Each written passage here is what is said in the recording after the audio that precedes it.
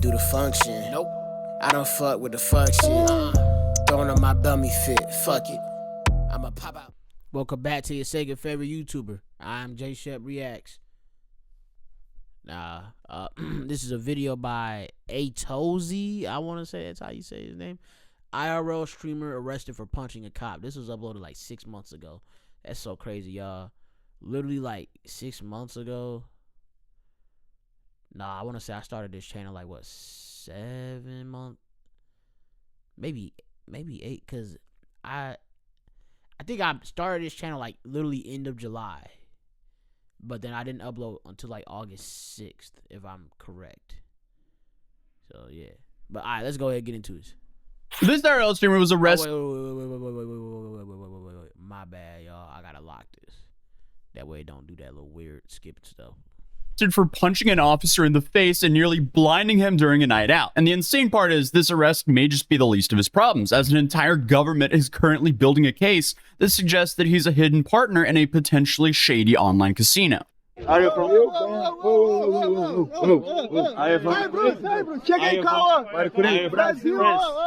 So it's safe to say we have quite the fascinating story today. So meet Luan Kovarik, a 25-year-old Brazilian content creator better known as John Vlogs. He's been creating content on the internet for about a decade now and has racked up over 6 million followers on his YouTube channel, starting back in like 2015 when he was just 15 years old. And like most creators in the YouTube journey, he started off with humble beginnings. Back then, he was an exchange student from Brazil who had recently started living in the United States. He started making daily vlogs on YouTube to document his life abroad. And this is mainly for his family back at home, especially his grandparents, so they could stay connected and see what he was up to. However, as we know with YouTube, if videos are set to public, there's always a chance those videos can get recommended to a wider audience. With that in mind, the fact that people are genuinely always curious about how life is in different countries, before he knew it, he managed to build quite a big following simply from just showing what life is like as a foreign teenager in America. So in 2016, he expanded into gaming content, creating a secondary YouTube channel where he uploaded videos of him playing Counter-Strike, Clash. Bro, it's so crazy how like there's really people out here, right, that are YouTubers with like 10 million subscribers or something, right? I wouldn't even know who they are. I really wouldn't. There's multiple YouTubers with 1 million subscribers. There's multiple YouTubers with 100K subscribers. Like you know how crazy that is, and like you just wouldn't know. You wouldn't know, especially once you start getting into somebody being from like Mexico or like France or the UK. Like it's insane, you know? It's really insane when you think about it. Or like even like Australian YouTuber or something. Like I don't know them, but I think that's such that's such a beautiful thing with YouTube, is that it don't matter where you're from, who you are, whatever. There's literally a possibility like you could, if you stay consistent. The number one thing is consistency and like, you know, how good your video is, of course, you know, but consistency and how good the video is and stuff. Yeah, for sure. You're you know, depending on what type of videos you do. Like if you do these type of videos, then consistency and quality for sure. Like my videos, like these are reactions, so it's like the quality doesn't have to 100% be like the top notch, you know, most quality, you know what I'm saying? I can kind of just piece these together pretty quickly and stuff like that, you know, which I've gotten better at doing. So yeah, I think that's just such a beautiful thing that like literally anybody can be from anywhere on YouTube and yeah, blow up or do, you know, make enough money like to live off of it. It's such a great thing, man. Royale and Grand Theft Auto 5. The gaming videos really took off, so he started streaming daily on Twitch, where he still streams to this day. And although now it's mostly IRL content, there are occasions where gaming content still makes an appearance, especially Counter-Strike case openings. If you don't know, you have this aspect of Counter-Strike where you can open a case and get a chance of getting something. He got me. It was an ad, y'all. I knew there was something fishy. Dude, how long is this ad? Hold up. Nah, because Aiden Ross wouldn't be on the ad, right?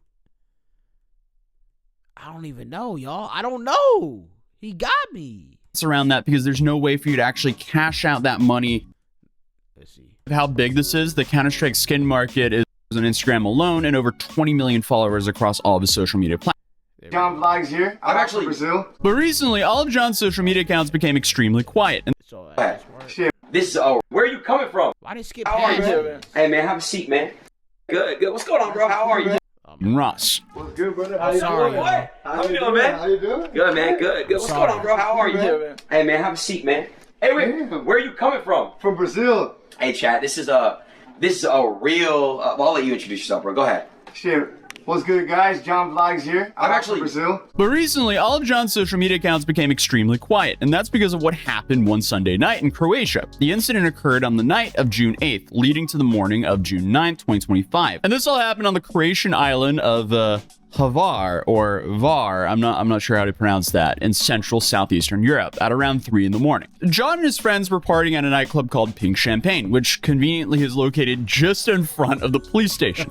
So when, according to reports, they started causing trouble inside of the club due to excessive drinking, John's group of friends started arguing with some other guys in the club, channeling his inner tough guy persona by taking off their shirts in the heat of the moment, I guess, which inevitably just completely escalated the situation and led to the security getting involved, with one guy in the YouTuber circle even breaking some glass bottles to use as a weapon. So obviously, Dude, moving crazy in another country, bro. That's insane, bro. Or right? I mean, I don't remember where he just said he was from, but I don't know, dude. I don't know. For all y'all that travel overseas, I haven't been overseas yet. I do plan on being able to like go to like London or something like that. That'd be nice. You know, take my girl out there, maybe go to Paris, some you know, something like that. That'd be nice. But yeah, Africa for sure. I do want to go to Africa after seeing Speed for sure. Go out there to like Angola and all that stuff.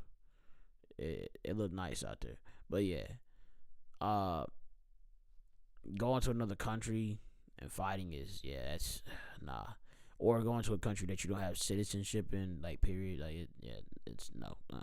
So this is just taking the drunk tourist package to a complete new level. The bouncers then tried warning them first, but eventually had to physically escort them off the property. Now, usually, Like, I just realized I cut that out. Where going to another country where you don't have citizenship at and you're putting hands on people, nah, don't do that, y'all. Like, unless you absolutely have to, because the cops will not be in your favor.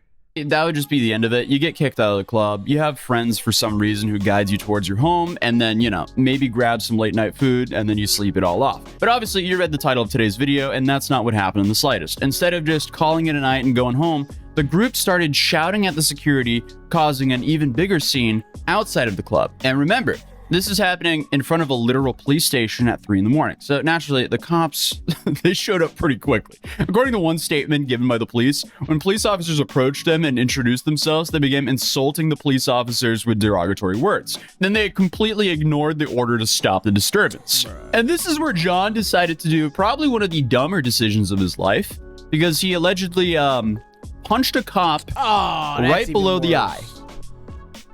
Why you would do that? That's beyond me. But this could potentially land him with a prison sentence. It definitely ended the night. So at that point, the police understandably used force to hold him down, and John was arrested alongside of 3 of his friends. The officer he assaulted suffered minor injuries, and when they tested John's blood alcohol level, it came back as a 1.04 grams per kilogram, which in context is pretty wasted. Do we use the same system in the US as they do in Europe? I'm not sure, because, you know, we mix up the pounds and the kilos and all that. But if that is if he did blow a 1.04 and at least the US terms, that's crazy. Wait, Hans is editing this video. Yo, Hans, can you check on that for me?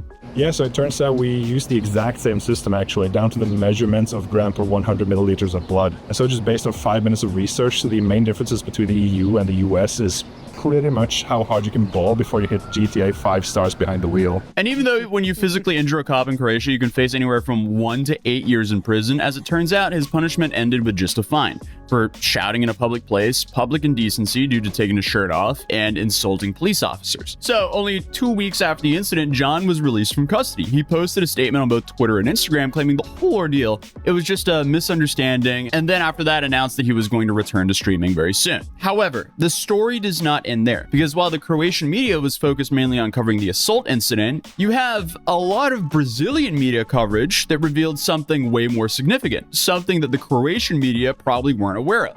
It turns out that John isn't just a YouTuber or IRL streamer in Brazil, he's also pretty successful in different avenues. He owns a marketing agency, runs a clothing brand, and from 2021 to 2023, he served as one of the main faces of Blaze. Blaze is an online casino platform that is primarily operated in Brazil. However, for legal reasons, it's hosted on the island of Curacao. And if you're not aware of, that's kind of a tax haven and is also a home for some of the most popular online casinos. So Brazilian media is referring to John as a potential hidden partner in the company and allegedly was making a lot of money promoting it. According to CNN Brazil, he worked as a coordinator responsible for managing the company's massive marketing campaign. And due to his extensive network of connections, his role was to bring in as many public figures as possible to promote the brand. However, this apparently isn't the case, as the influencer's press team has consistently emphasized that John holds no shareholding at the casino. So here's where things get slightly complicated, because gambling has been strongly restricted in Brazil for some time now, with quite severe penalties for unauthorized activities since 1946. And Blaze's track record internationally is not really excellent either. In 2019, it was blocked in Portugal for operating without a license, only months after its launch there. And when they tried to enter the US market, they were also immediately blocked and prohibited from operating there. Although, Blaze was finally authorized to operate in Brazil at the end of 2024, and the Brazilian government has currently been conducting several congressional committee hearings with various influencers who have promoted the platform over the years. Because as it appears, they're trying to regulate online gambling in the country better. And they've specifically wanted to hear from John Vlogs about his role in promoting the platform. The kicker here, though, is apparently John refused to attend the congressional hearing and completely missed his scheduled interrogation by the special committee. And if you miss a congressional committee hearing in Brazil, the committee can request what's called a coercive conduct, which means they can have the police officer or judicial officer forcibly bring you to the hearing to testify. So, while John might be out of jail in Croatia, claiming everything was just a misunderstanding, he's potentially walking into a much bigger legal situation back home in Brazil, which I don't think he's going to be able to brush off so easily. Because from my understanding, the Brazilian government could still investigate him for allegedly promoting gambling schemes on social media and profiting quite a bit. Because apparently this was all done during a time where such activities were technically a legal gray area. And that's not even considering the potential repercussions for missing a congressional hearing. I feel like It's basically just, if y'all don't know right now, right, with Aiden Ross, lame ass, and Drake, lame ass. So Aiden Ross, Drake, and I think Academics, since they were promoting Steak, I think they got hit with a lawsuit because I think in Missouri and there was another place. Basically, like, online sports betting is illegal or something like that. So yeah, they getting hit with a case. So yeah, that's the same thing that this guy's getting hit with, basically. the only thing John has to his advantage here is it in fact was a legal gray area. So that definitely does leave some room for his attorneys to argue. But overall, I mean, the timing that happened couldn't be any worse for John. Around the same time he was supposed to be testifying before Congress in Brazil, he was assaulting a police officer in Croatia. I mean, this whole situation could just be a perfect example of how quickly things can spiral when you're living your life in the public eye. And overall, just like what a domino effect. It's like, all right, punches a cop in Croatia, gets let off, but because he punched a cop in Croatia, he couldn't meet up to a congressional hearing in Brazil. So now he has that going for him when he gets home. Either way, best of luck to him getting through that. He might need it. But I mean, hey, at least he didn't live stream himself robbing his roommate, then getting sent to jail, then calling the victim, asking to tell the cops that it's not so serious, all while live streaming it like this guy did, because that's also just a wild story. But I thought this was quite the fascinating series. We might gotta watch that one. That's crazy. But alright, y'all.